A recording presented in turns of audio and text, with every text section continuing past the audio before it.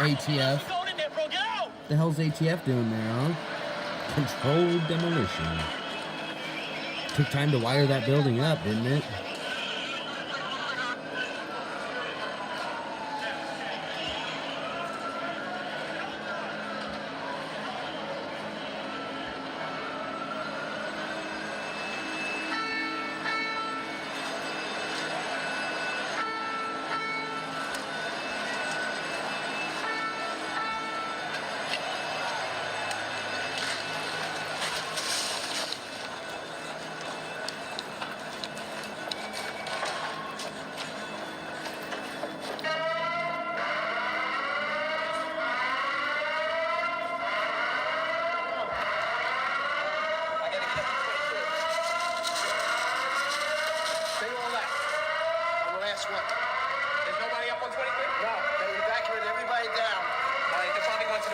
Went to the bus.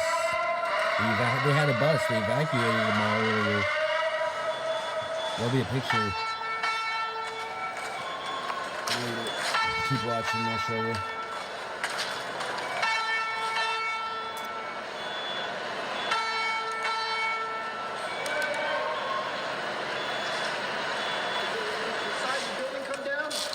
Look at that. He was prepared. It was pretty clear at one point, and then there's a whole bunch of smoke and glass. And I think we're just about the last ones in this building right now. I think you should leave. Everybody else is gone. Okay. I'll just make sure that there's nobody else coming downstairs. What do you think happened? He's pretty stupid. The top of the building fell down. Gets a smile on his face. I haven't seen outside yet. Smile. Play stupid.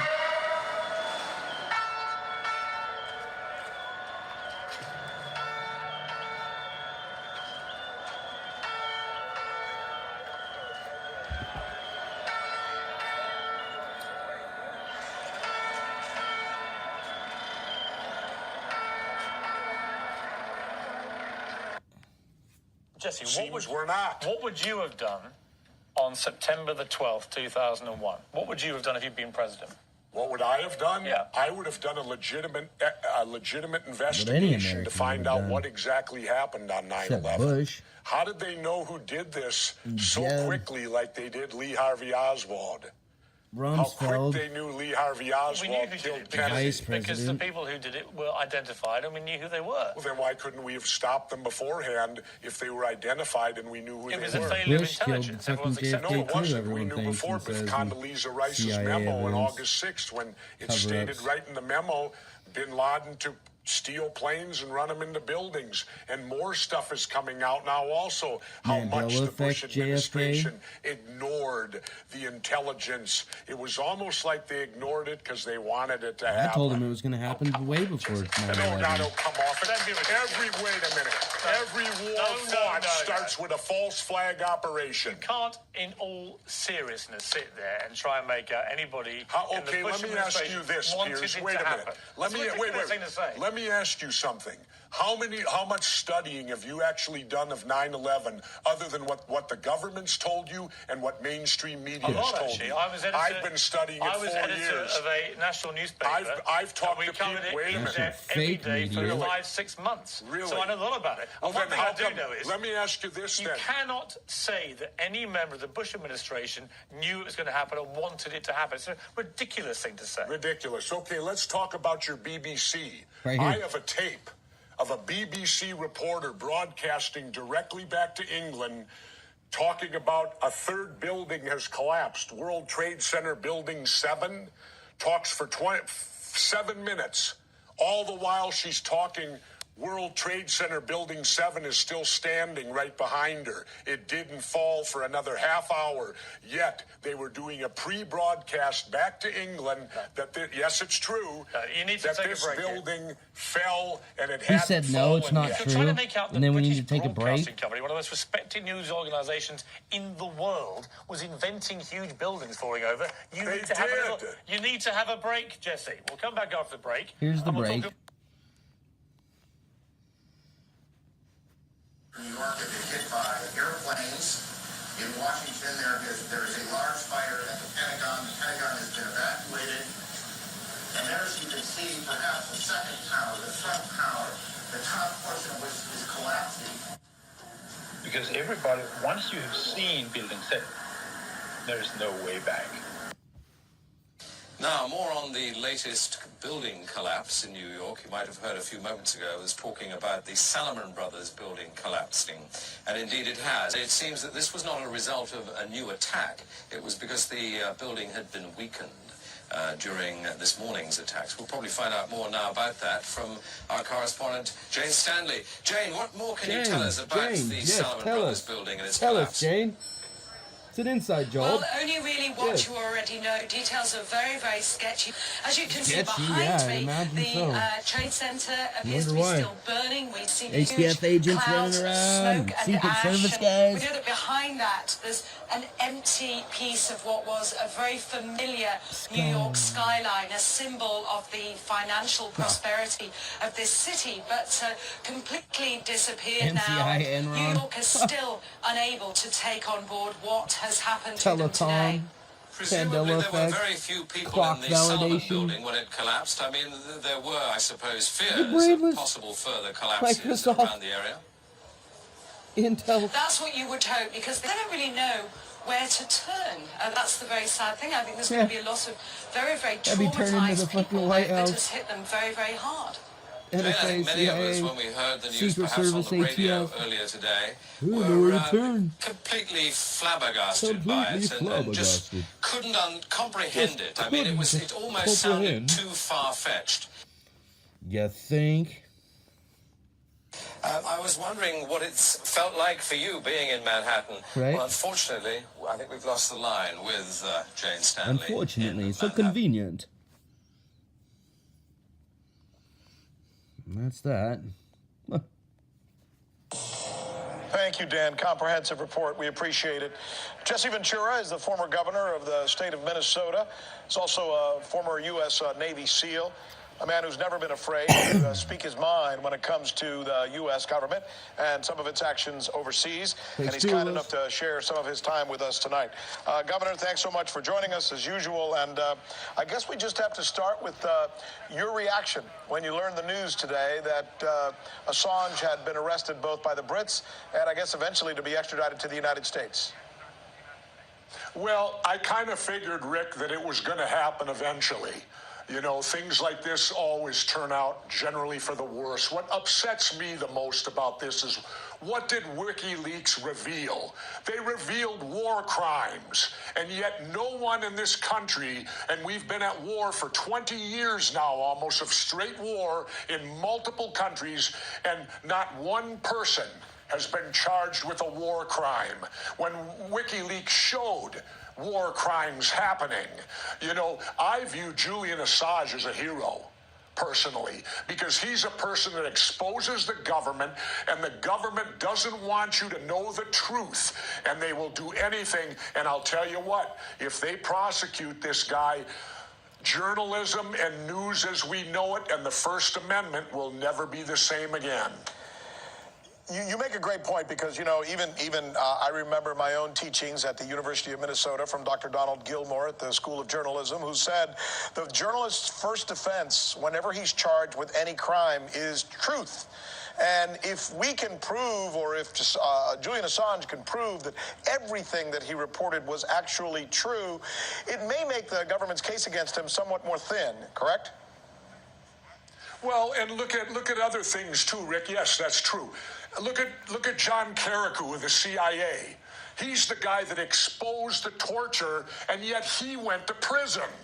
not the people who tortured. They get off scot-free, just like WikiLeaks and Bradley Manning or Chelsea Manning now, when they showed the murderous from the helicopter shooting people, murdering innocent civilians. Those are war crimes, and yet nobody's been prosecuted, and we do have two big war criminals, George Bush and Dick Cheney, because they advocated for torture, and torture is a war crime. What do you say to people who say, how can you say that, Governor Ventura, given the fact that you wore a uniform and served your country, how can you say things like that? How can I say that? Because it's the truth. That's as simple as it is. Excuse me, these are war crimes. Torture's a war crime, Rick. I've been waterboarded. I know what it's like. I got it in SEER school. It is torture. And you're talking to a former competitive swimmer, a former member of underwater demolition SEAL team who deals in water all the time. It is torture.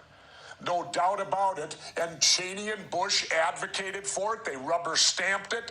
And all the rest of this garbage in these wars, that we will not look hard at what we're doing and what our country is turning into today. World Trade Center 7 had always been considered the starting point for rebuilding. Located north of the slurry wall, 7 had been cleared faster than the rest of the site, and there had been no bodies to recover. Pelted by debris when the North Tower collapsed, 7 burned until late afternoon, allowing occupants to evacuate to safety. I remember getting a call from the fire department commander telling me that they were not sure they were going to be able to contain the fire. And I said, you know, we've had such terrible loss of life. Maybe the smartest thing to do is pull it. And they made that decision to pull, and then we watched the building collapse. A football field. There were now only 42,000 feet. And the building is going to contain not 2 million feet, but 1.7 million. And that's one of the sacrifices we have to make. I said, let's make it and let's get on with it. And so, next thing you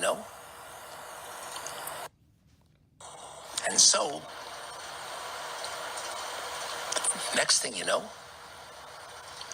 we've got the designs of the building. And the first design meeting was in April of 2000.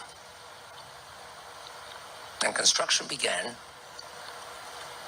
shortly thereafter. Go figure. In 2002. After they demoed the World Trade Centers. But we ran into a problem. We couldn't collect the insurance. You don't say. No. Because the insurance companies didn't want to pay. You wonder why? There were 22 insurance companies defending 22 insurers who didn't want to pay their obligations under the policies. They must have had shitty lawyers. And so they took me to court. And I had to beat them in court, How could you lower lose? court. And then had to take an appeal and win in the upper court. How could you So lose? they owed me $4.5 billion. How could he win? A new governor was just elected. Oh, I see. Elliot Spitzer, That makes sense. an old friend who I knew well. Old friend, huh? I said, Elliot, if you don't help me, I'll never collect from the You insurance don't help companies. me on my inside job. And guess what? He He helped you. listened. And he said, you know what? You're entitled. I'm going to get you the money. You want a And in war 6 in Iraq. months, he got me the $4.5 billion. Sure he did. The insurance companies didn't like me. But at least I got the money. But at least I got the money. But at least I got the money. But at least I got the money. But at least I got the money.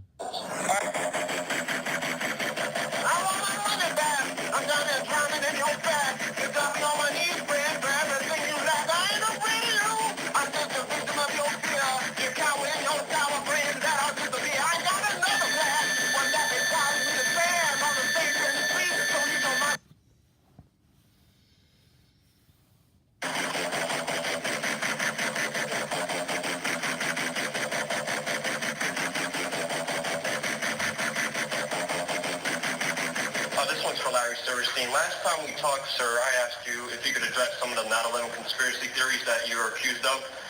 Sadly, your response has actually invited more of them. I mean, for the record, everybody knows your infamous comments on PBS where you said pull Building 7 on 5/25 on the day of 9/11. They were not sure they were going to be able to contain the fire. Listen, you know, we've had such terrible loss of life. They just want us to do is pull it. And they made that decision to pull, and then we watched the building collapse. Your official response was that it was the firefighters.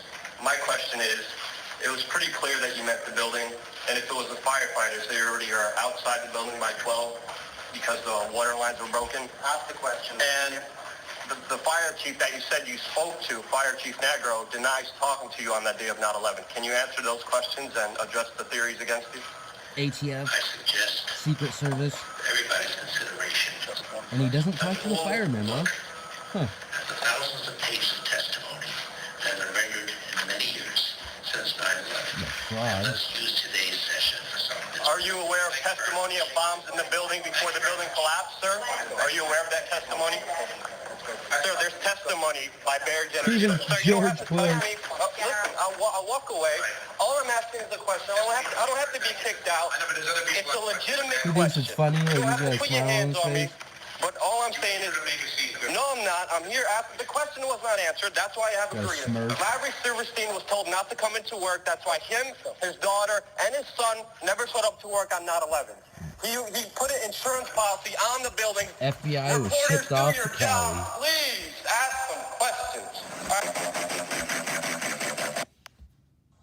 As soon as Congress acts on this bill, the men our intelligence agencies believed helped orchestrate the 9/11 attacks can face justice. Jeb?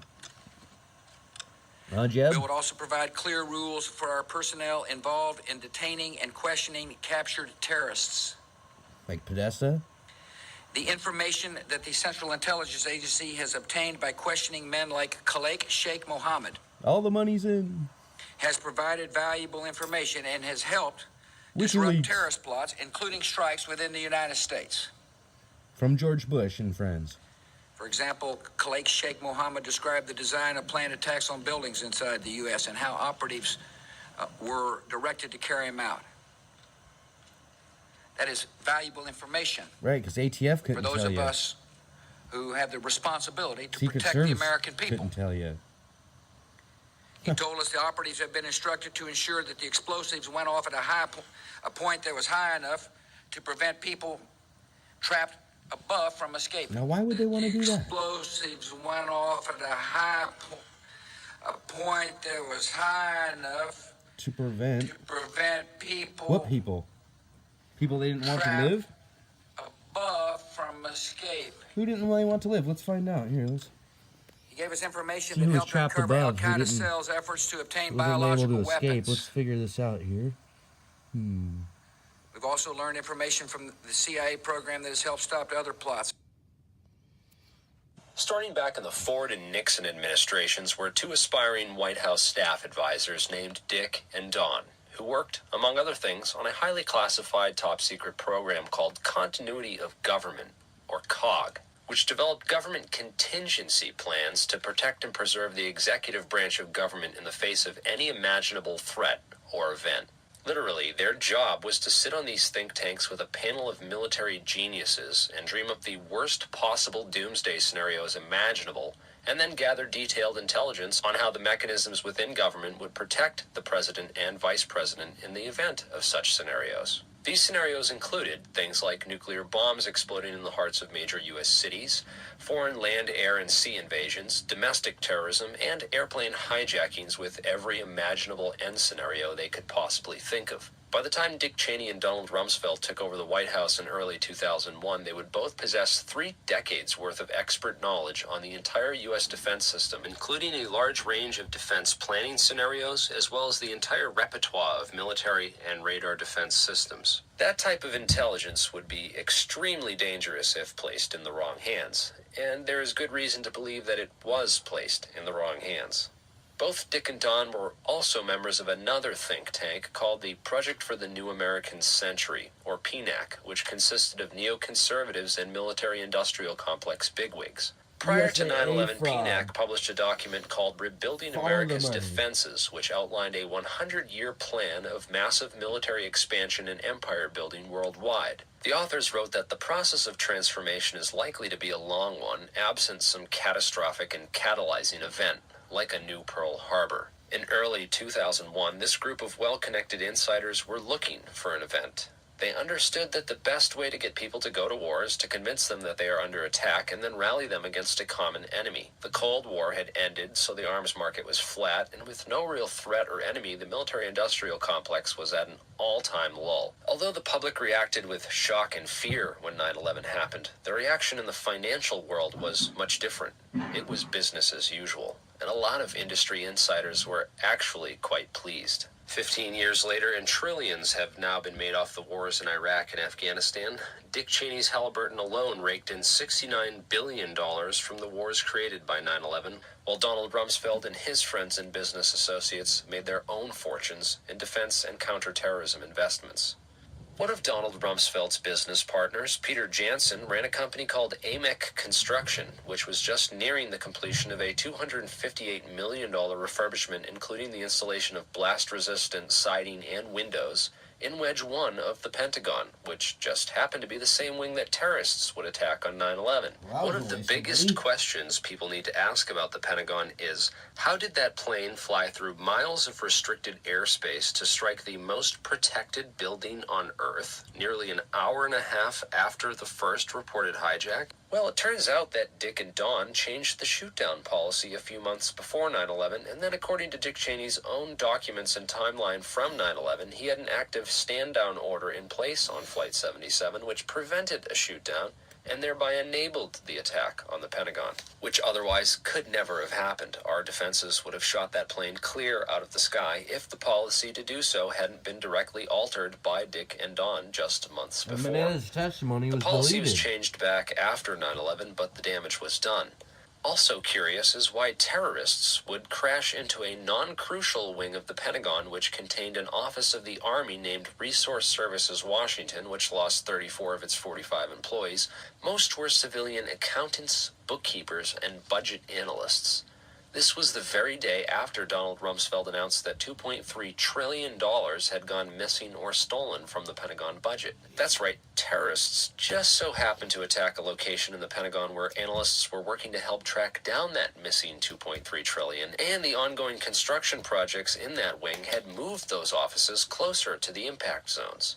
The company that performed the remodeling, AMEC, was also given the contracts to rebuild Wedge 1 of the Pentagon after 9/11, as well as contracts to clean up Ground Zero after 9/11.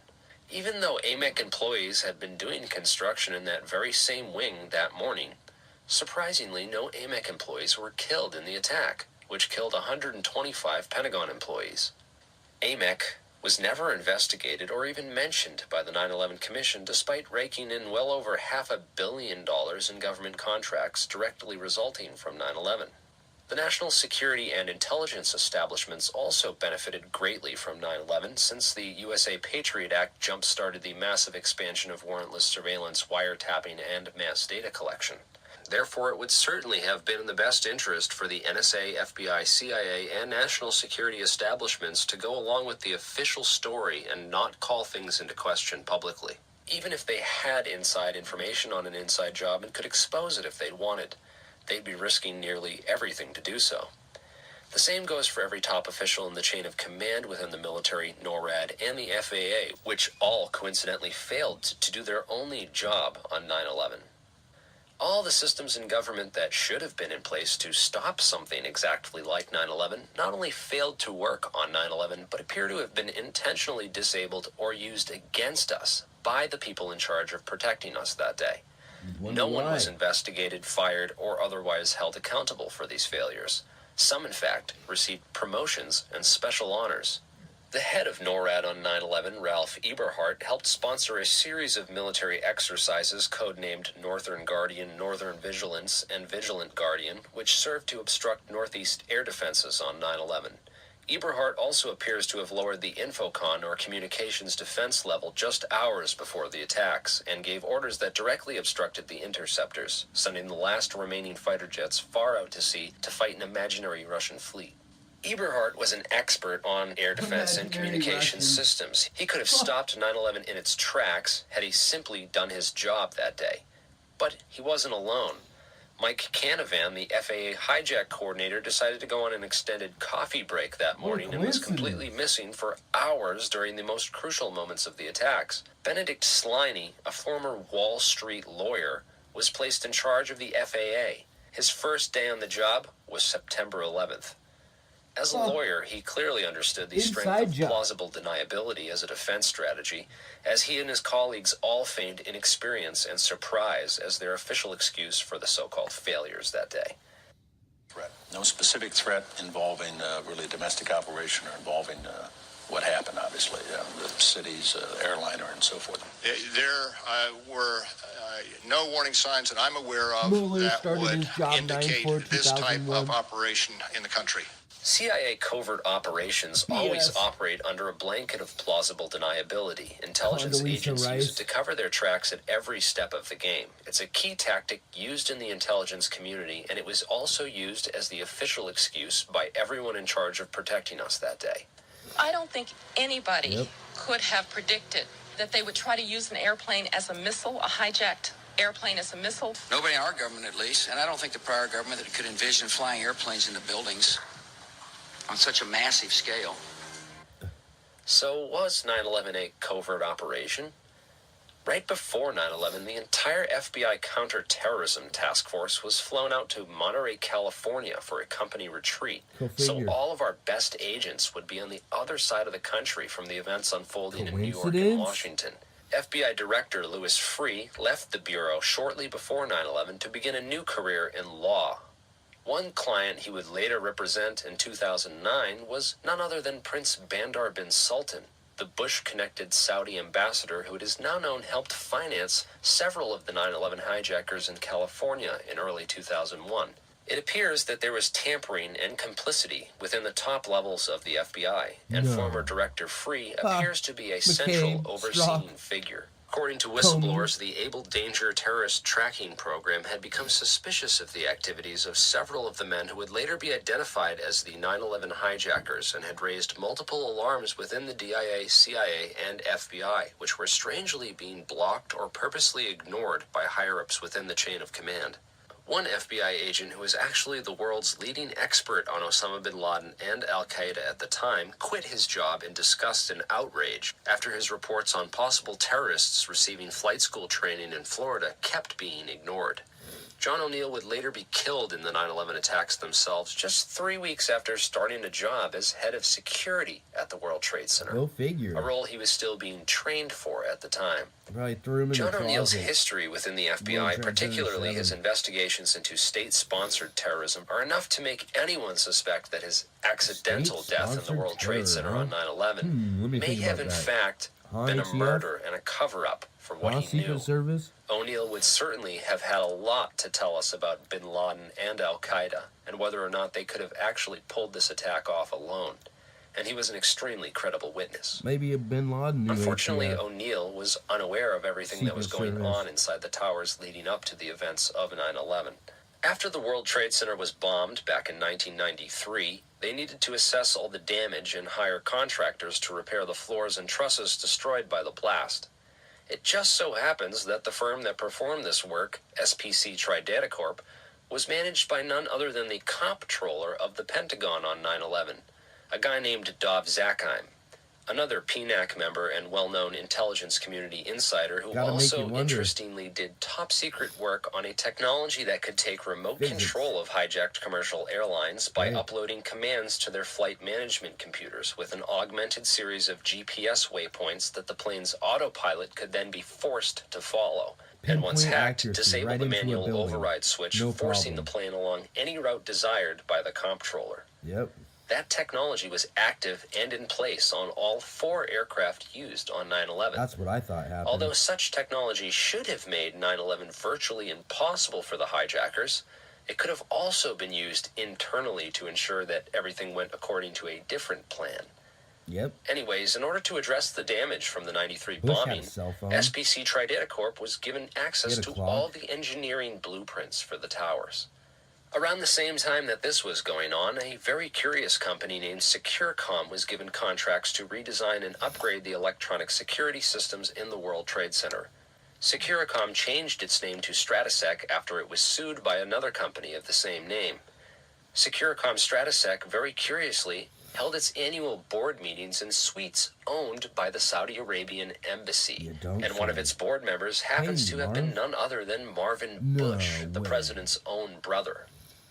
Stratesec also just happened to have security contracts with United Airlines and Dulles International Airport on 9/11, where Flight 77 into the Pentagon was hijacked out of. At Dulles, Stratesec managed airfield access and electronic badging, as well as the security video system that later provided unique and critical evidence implicating the alleged 9/11 hijackers. Why a security company which had contracts with nearly all the different 9/11 crime scenes would hold its annual meetings in offices owned by a country that is now purported to have financed 9/11 is anyone's guess. Stratesec's CEO, Wirt Dexter Walker III, from the Herbert Walker line, is a very curious character.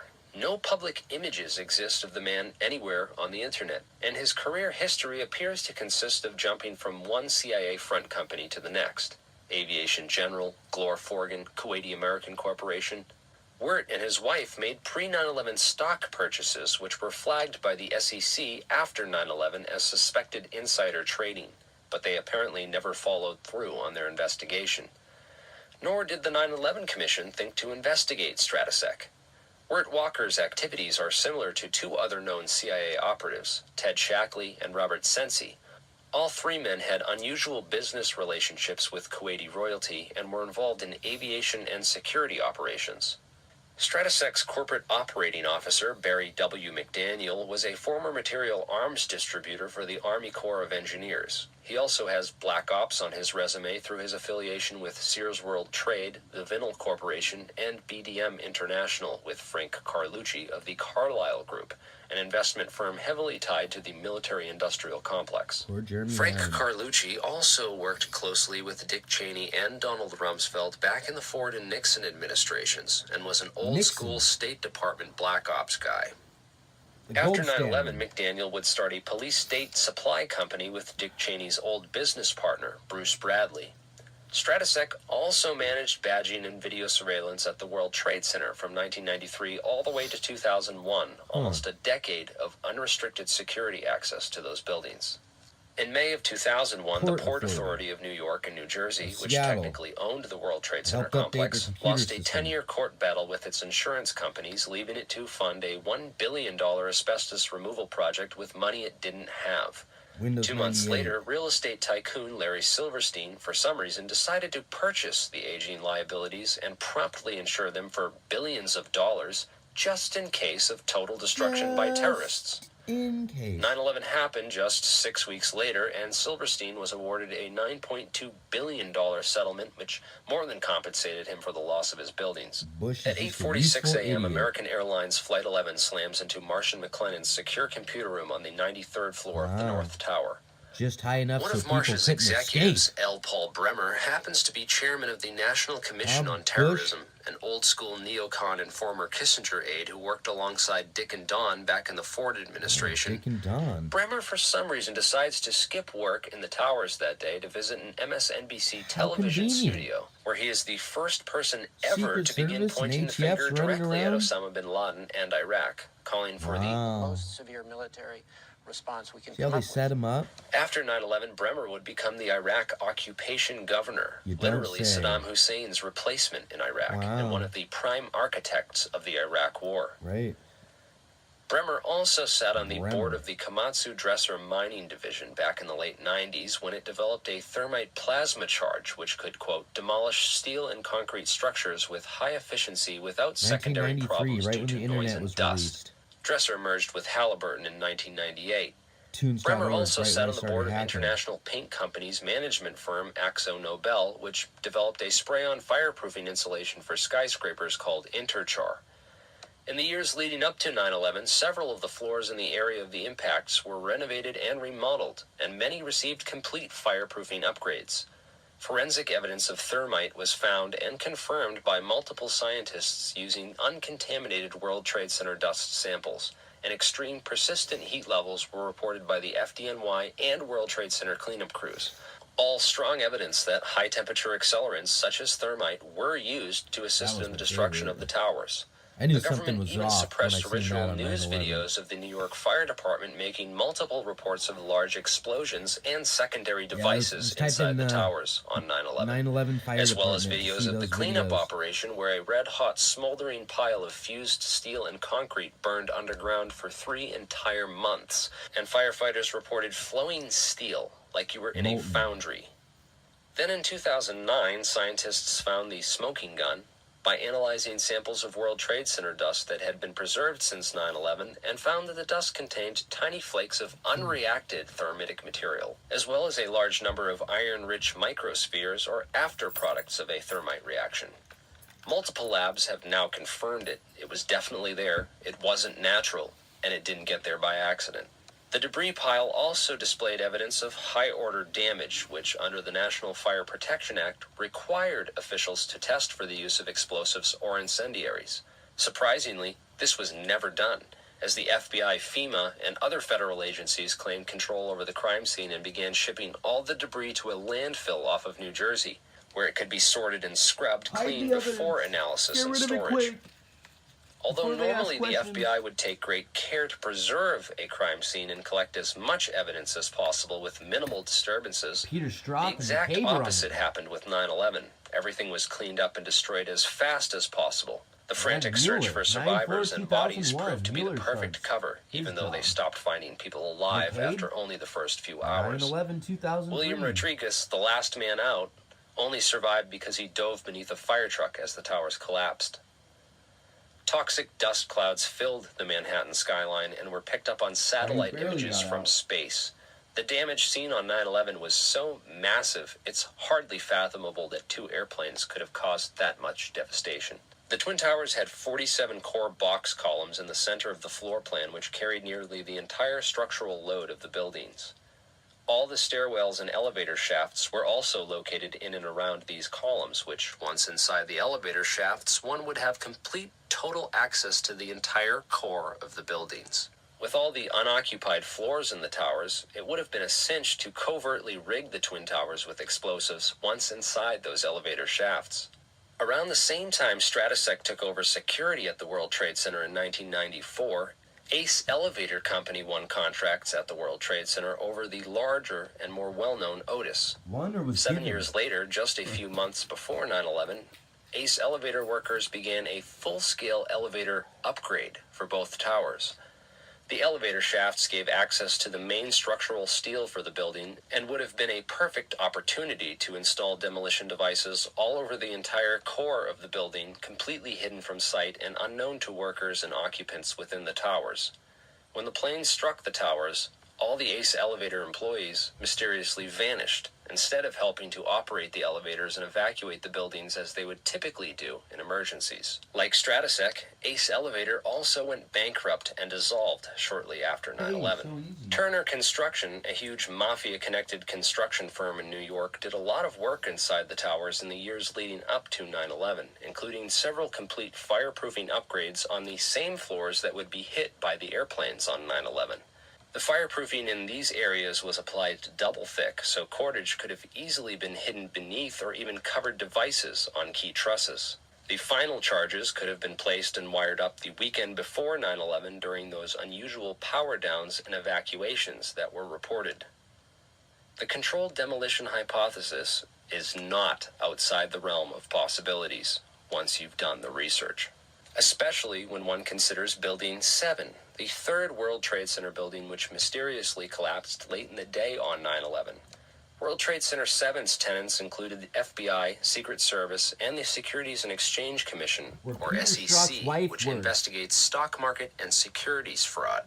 In 2001, the SEC in World Trade Center 7 was investigating Enron and WorldCom, the 2 largest security scandals of the time. Enron was a Madoff-style pyramid scheme, a fraudulent energy company which helped bankroll the Bush-Cheney run for the White House with over $2 million that it stole from its investors. while Bush and Cheney used office to deregulate the oil and gas industry in Enron's favor, starting as the governor in Texas and then moving to the White House. Luckily for their pals at Enron, everything required to prosecute those massive financial crimes was destroyed when World Trade Center 7 came crashing to the ground late in the day on 9/11. Now, the government and a few stubborn defenders still try to hold on to the theory that Building 7 was somehow this anomaly in steel-framed high-rise building construction, as it is the only skyscraper that has ever suffered total spontaneous collapse by fire in 100 years of skyscraper construction worldwide. It fell through the path of most resistance at the rate of gravity. Now, the government lies all the time. The physics of freefall, not so much. The top floors cannot fall through the entire structural resistance of a building as fast as they would free fall through air. Yet even NIST, the National Institute for Standards and Technology, was forced to admit that Building 7 did in fact fall at free fall acceleration. Random fires and even serious facade damage caused by the North Tower collapse cannot cause a building to fall so symmetrically and suddenly straight into itself at the rate of gravity. Multiple physics and engineering papers have been written on this subject and passed peer review. There is obviously another answer for why World Trade Center Building 7 collapsed the way it did on 9/11, and why the government continues to ignore it and pretend it knows nothing about it. Donald Rumsfeld has been asked what he thought about Building 7 more than once, and his responses have been most unusual. What is Building 7? I have no idea. I've never heard that. What a Never joke. heard of Building 7. No, I haven't. What's You that? have 7. That was Where ATF was, you know, Secret Service. How could Rumsfeld not know about Building 7 when he and Dick Cheney were former board members of Salomon Smith Barney, which was by far the largest tenant inside of World Trade Center Building 7, with offices on all but 10 of the 47 floors, over 1.2 million square feet of office space. Donald Rumsfeld served as chairman of the SSB International Advisory Board since its first meeting in 1999, but had to resign in 2001 when he was confirmed as Bush's defense secretary. Cheney also resigned from the board upon becoming Bush's vice president around the same time. So Donald Rumsfeld obviously knows much more about Building 7 than he pretends to. There was one major reconstruction project that took place inside of World Trade Center Building 7 prior to 9/11 that we know of, which could have served as a time window for the planting of demolition devices. The construction of the Office of Emergency Management, built by Mayor Rudy Giuliani on the 23rd floor. Months of renovation work on multiple floors were required to build this full-scale FEMA safe room and control center, which had its own independent air and water supply, as well as blast-resistant siding and windows. Air and water. Directly overlooking the entire World Trade Center complex, it was positioned to have a bird's-eye view of the scene. However, on 9/11, the OEM command center in Building 7 was never even used. Building 7 was evacuated at 9 a.m. that morning. Giuliani had insisted on setting up this bunker in Building 7 and went against all advice to place his command center there. Although the perfect vantage point to oversee an attack on New York City's #1 terrorist target, it was apparently a little too close to the action, and Giuliani was advised to abandon it, and he instead spent the day walking around the streets around Ground Zero with the fire and police commissioner and a flock of reporters in tow. Giuliani's first orders to the media and officials were to evacuate all of southern Manhattan south of Canal Street.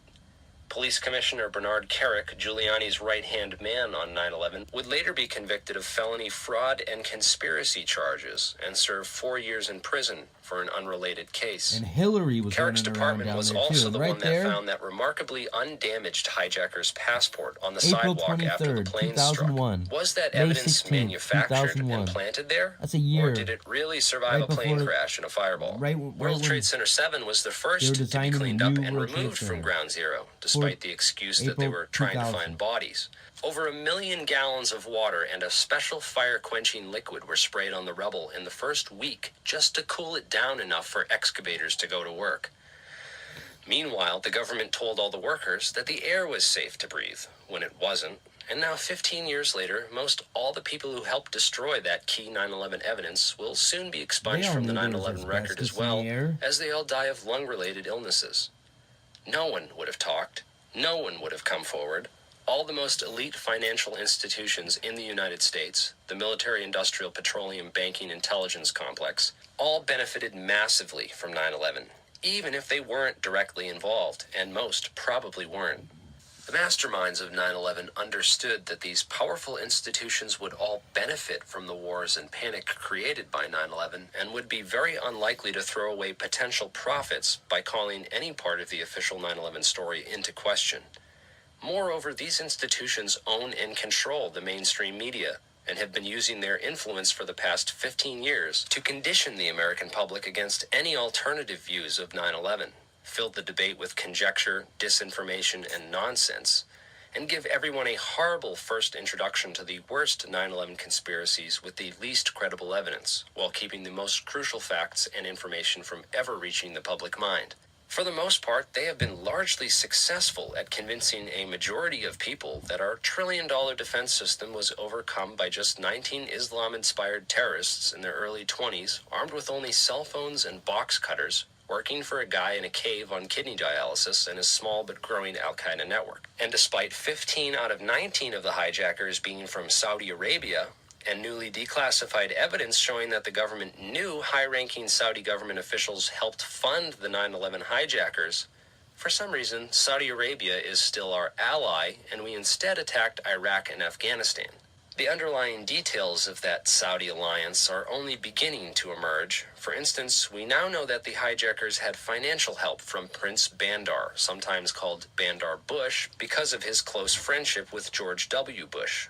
Bandar gave $130,000 to two of the hijackers in California.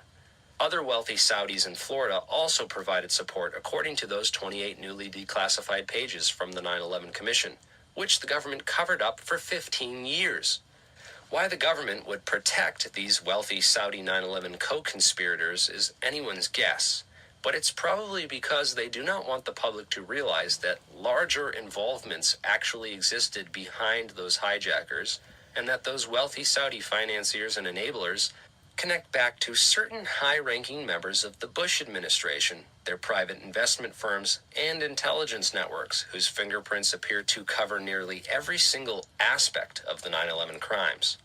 From the financing of the hijackers, to the security at the airports where the planes were hijacked out of, to the interceptors and air defenses which failed to intercept those planes, to the security at the World Trade Centers and their primary tenants like Marsh and Solomon Smith Barney in Building 7, to the rebuilding in Wedge 1 of the Pentagon, and finally, back to the military-industrial complex and the national security state that has been expanding its sphere of power and influence in this country for the past several decades, and would have more than welcomed an event like 9/11 and the massive war funding and no-bid contracts that they all benefited from as a direct result. They stood to make trillions, while also greatly expanding government power and providing an endless excuse for war in countries with plentiful and highly coveted natural resources, like oil, lithium, and opium. And airtime. So many powerful institutions benefited so greatly from 9/11 and its aftermath, and yet people wonder how an inside job could have been covered up so long. Well, please tell me who in power or the mainstream media would ever want to expose this. Please. Some people still can't get over the question of why they destroyed their own buildings. Sure, they take some losses, more so the taxpayers, donors, and volunteers who did most of the cleanup, but just consider the circumstances that existed at the World Trade Center leading up to that fateful day. The SEC was closing in on two of the largest security scandals of the time, both Enron and WorldCom, who had all their files and evidence inside of Building 7, which would eventually lead to Bush and Cheney facing a massive scandal, ruining any chance of re-election and possibly leading to impeachment and federal indictment. The Port Authority was already facing the asbestos problem in the towers and would have been eager for an easy option out. The least expensive and easiest solution to all of these problems would be to find some way to demolish the buildings in some type of accident or grand disaster. The idea of terrorists flying planes into the towers wouldn't have been that far of a leap. In fact, Donald Rumsfeld's Rand Corporation buddy, Brian Michael Jenkins, thought of the idea and included it in his list of possible risk scenarios for the World Trade Center in a report that he wrote for Kroll Associates back in 1994, after the 93 bombing. That's when the first Kroll, like Stratesec, played a key role in the World Trade Center security apparatus in the years leading up to 9/11. Security. Kroll's director, Jerome Hauer, was also conveniently not in the towers that day and instead called into several television stations to give the media some expert advice on terrorism and what should be done in response. Hauer also downplayed the theory that explosives were used to bring down the buildings, saying that fire and structural failure caused the collapses. Secret Service was running around. Hauer would later manage the government response to the anthrax attacks, which targeted U.S. senators who were pushing for an official investigation into 9/11. Those senators quietly backed off, and the Bush administration was successful at stalling the investigation into 9/11 for over a year, while evidence was still being destroyed. Yep. After 441 days, the Bush administration finally opened an official inquiry into 9/11, headed by a Bush insider named Philip Zelikow, who had previously helped write the preemptive Iraq war invasion strategy with Condoleezza Rice and was already completely on board with the Bush agenda in Iraq. Zelikow once published a paper on the creation of public myths, all the people who died, for his work on the 9/11 Commission, which wrote its conclusions and summary first and then tailored its investigation and evidence to fit the official theory, rather than following the facts and evidence to see where they might actually lead. The condensed summary given in this video barely scratches the surface of where that investigation should have gone and what it should have uncovered, if it wasn't compromised from the very start. The individuals and organizations outlined in this short summary were uncovered using good old-fashioned crime scene-based detective work. These are not theories. These are core facts and evidence, which you will never hear discussed in the mainstream media or any of the 9/11 propaganda and disinformation films we've seen so much of in the past. As always, do your own research, draw your own conclusions. For more information and sources, visit 911insideout.com. Thank you for watching and help. Yeah, George doesn't have a problem talking until you tell him that some people think he had advanced knowledge of 9/11. It's an absurd insinuation. I know you said there'll be a time for politics, but you've also said you wanted to change the tone of Washington. Howard Dean recently seemed to muse aloud whether you had advanced knowledge of 9/11. Do you agree or disagree with the RNC that this kind of rhetoric borders on political hate speech? Yeah. Look, there's time for politics. And, it's time for politics. And,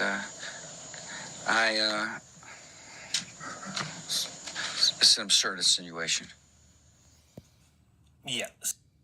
Decide if the earth is warming or not. Relax, Bill.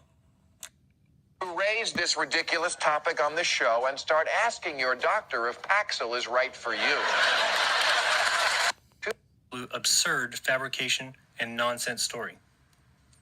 Well, the reason is the paid-for media narrative, and the narrative by the total clowns like Bill Maher, someone else to call people using their minds and their actual eyes idiots. And while we're on the subject, new rule: crazy people who still think the government brought down the Twin Towers in a controlled explosion have to stop pretending that I'm the one who's being naive. How big a lunatic do you have to be to watch two giant airliners packed with jet fuel slam into buildings on live TV, igniting a massive inferno that burned for 2 hours, and then think, well, if you believe that was the cause? Stop asking me to raise this ridiculous topic on the show and start asking your doctor if Paxil is right for you.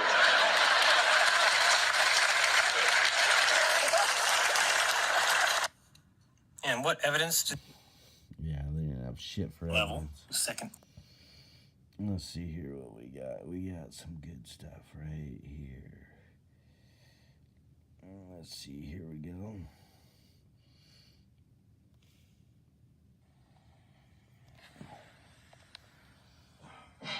And for the international order that we have worked for generations to build. Ordinary men and women are too small-minded to govern their own affairs. My ass. That order and progress can only come when individuals surrender their rights to an all-powerful sovereign. And my software, before I ever made it, and you guys cashed me out like a goddamn check. Tunes.org 050910. It's on 9/11, including the entire chain of horse shit. In September 1991, shortly after the end of the Cold War, a cabal when of 2G was bankers and made. intelligence Right when spooks I got led by done George inventing H.W. SMS Bush for mobile financed a phones. $240 billion covert operation I was making toward chess through ringtones the for purchase of Samsung. 10-year securities that, as it happened, were scheduled to come due on September 12, 2001. Messing around with Project clocks. Hammer was undoubtedly used for a wide variety of illicit intelligence operations, but mainly it was used to finance a covert economic operation against the collapsing Soviet Union, whereby unknown Western investors bought up much of the Soviet industry with a focus on oil and gas, crashing the Russian economy, looting its central bank, orchestrating what became known as the Great Ruble Scam, and a wide variety of other clandestine, state-assisted operations designed to thoroughly prevent Russia from ever contesting the U.S. as a world superpower, while in the process lining the pockets of these economic hitmen who swooped in to devour the collapsing Russian economy after the fall of the Soviet Union. A spectacular investment for all, at least until money laundering investigations began tracing all the money, or when the 10-year deadline came up and the securities became due and began the routine process of authenticity and ownership checks. Evidence shows that several federal and private investigations had already stumbled upon the Hammer Fund and were compiling evidence on it up until the 9/11 attacks. These included the Office of Naval Intelligence, or ONI, which was moved to the outer E-ring of the recently renovated section of the Pentagon that was targeted and destroyed on 9/11. According to E.P. Heidner, the ONI had been investigating crimes associated with the plundering of Russia. 39 out of the 40 people who worked in those offices were killed on 9/11, including the entire chain of command.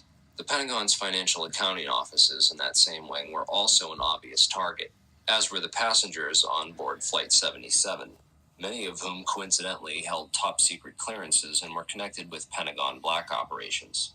Agents of the Office of Naval Intelligence had also been investigating financial transactions which were linked to securities being managed by those securities dealers in the World Trade Center that were also targeted. 31% of the 125 fatalities in the Pentagon were from the Naval Command Center that housed the Office of Naval Intelligence. 41% of the fatalities in the Twin Towers came from two companies that managed U.S. government securities, Cantor Fitzgerald and Eurobrokers. There were three major security brokers in the World Trade Center: Cantor Fitzgerald, Eurobrokers, and Garbin Intercapital. At 8:46 on the morning of September 11th, Flight 11 flew directly into Marshall McLennan's secure computer room in the North Just Tower, high right enough below so the the floor on people which couldn't Cantor Fitzgerald escape. was situated. Bush.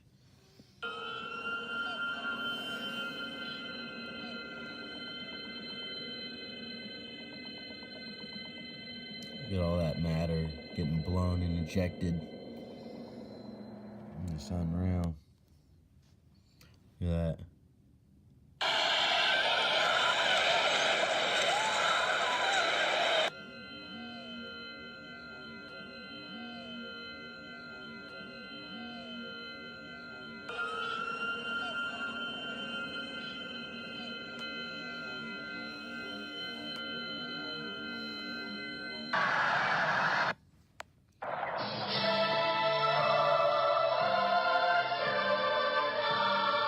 Let's look carefully at the collapse itself.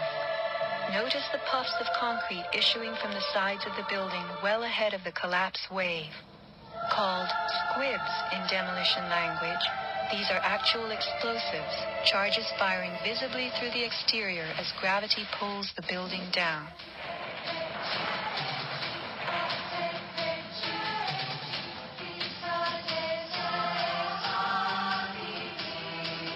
Here are more.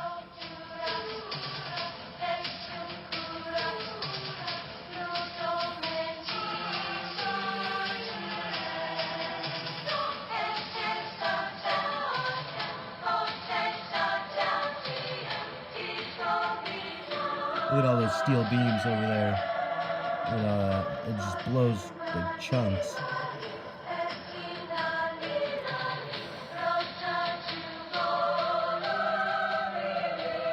Those squibs.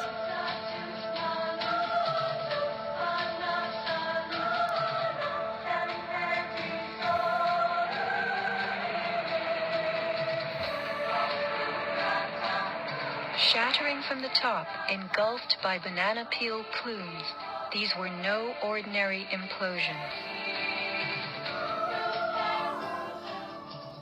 The Twin towers each consisted of 3 multi-story buildings set on top of one another. To sustain the weight of so many floors, the sky lobbies had to... Go ahead, take it. Just read dial. No, I see it. No. Did you press redial? Yeah, no, I haven't yet. Press redial. Cell phones. You're on. I got Airtime.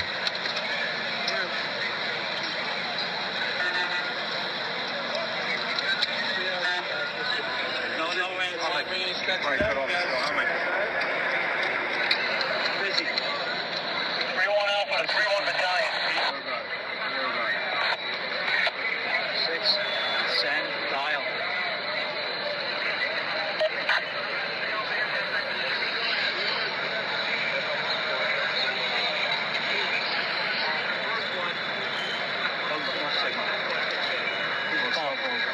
Sorry, man. Sorry about blood on your phone. Don't worry about it.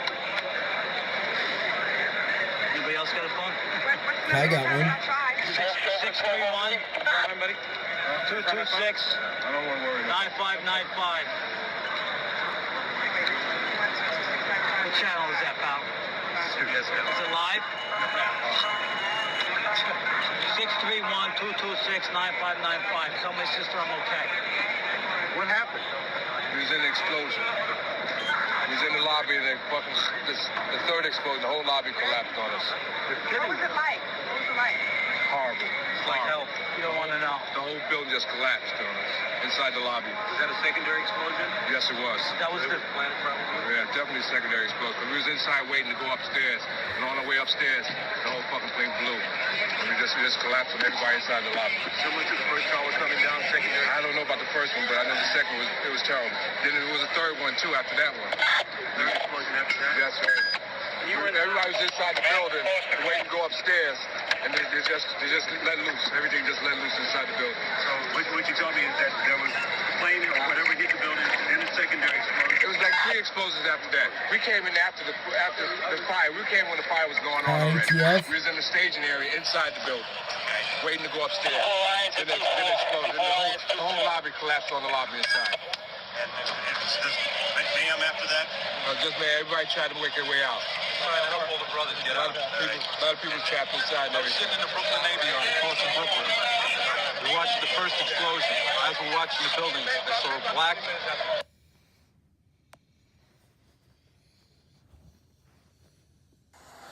How do you put out the fires left by the destruction and collapse of the Twin Towers? It seems an impossible task. You're now going to the base, where the World Trade Center stood, just hours after its collapse. It's where we found engine company number 15 and a firefighter who would only give us his last name, Firefighter Miller.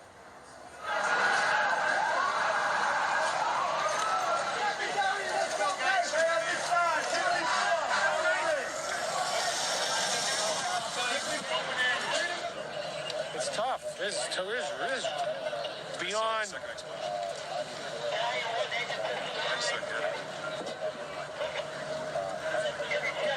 You know, we can handle just about everything. This is beyond. Yeah, it really is. They were trying to put the fire out down there with towel ladders, but When it was on the 4th floor, we were trying to... well, we got all kinds of water problems. The 2 trade buildings took out the mains. There's no way to put the fire out. Well, they say 50,000 people work in each of those buildings. Yeah. And you know damn well, whoever was over the top of the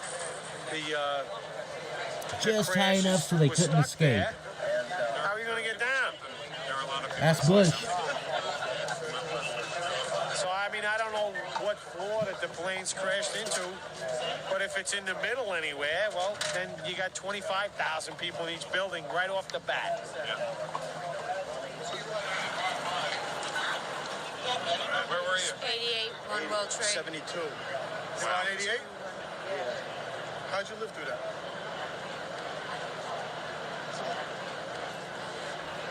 Sheer luck.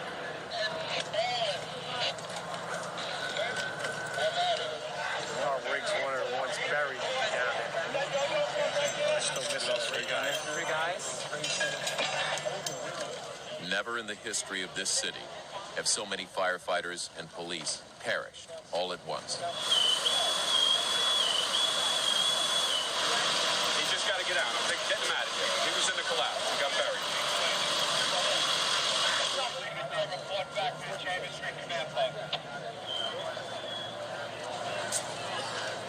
Exhausted and choking on ash, the police and firefighters pull back.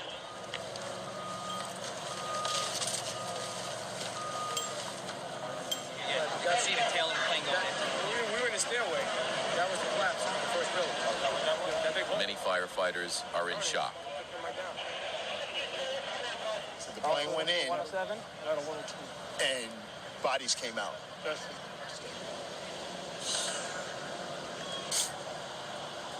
They told me firemen are trapped in the subway, ladder 7. So I got to their rig, grabbed some of the equipment, and I went down in the subway. And that's when the second tower fell while I was in that subway. But I went pretty deep. Nobody to be found. It's pitch black there. Nobody to be found. Those who made it out try to call loved ones to let them know they're alive. At least But the the phone circuits are works. so overloaded, cell phones prove Guess not. worthless.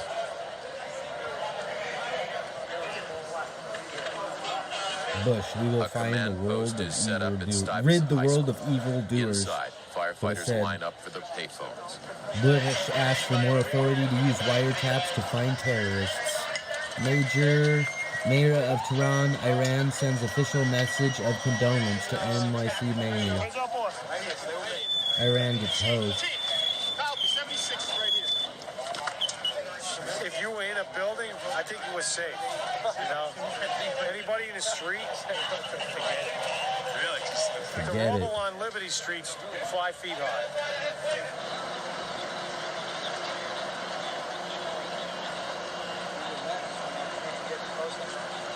The silver facade that was on it, that really didn't look like too big when you looked at it. It's huge. It's like each piece is about this wide, and it's about like this deep, and they're all piled up like this, all on Liberty Street.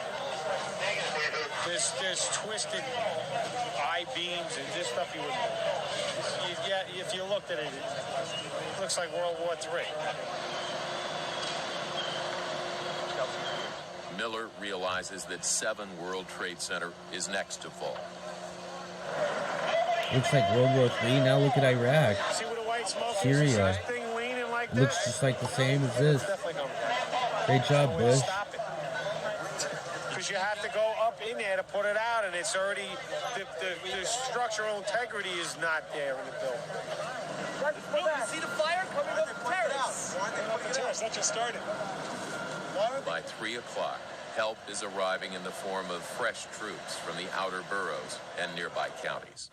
Everybody that hasn't signed up yet at this command post, let's get themselves on the board. Fuck. You're going to need cranes. You know, you're not even going to move that stuff with payloaders. You're going to need a crane. And torches to cut it up, move it. They had a total recall of all the off-duty firemen to come in. So I would imagine we're all going to be camped out at the firehouse for the next few days.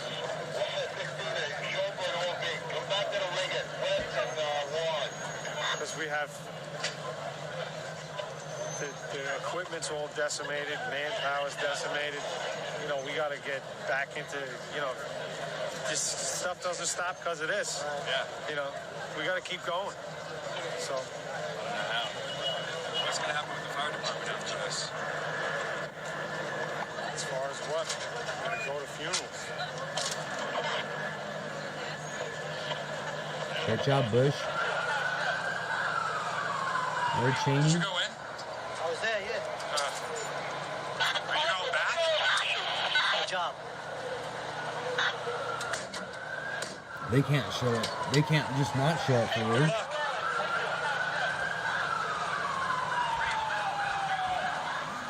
Next, inside the intensive care unit where the first casualties are being brought. This is one of our first patients we saw in the emergency room. He's a 50-year-old white male.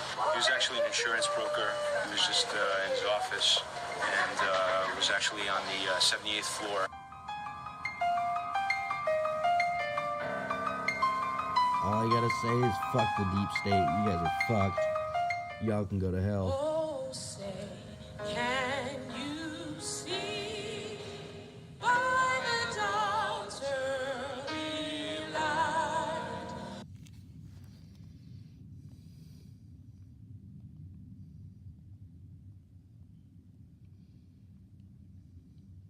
Let's forget tax relief, underestimate.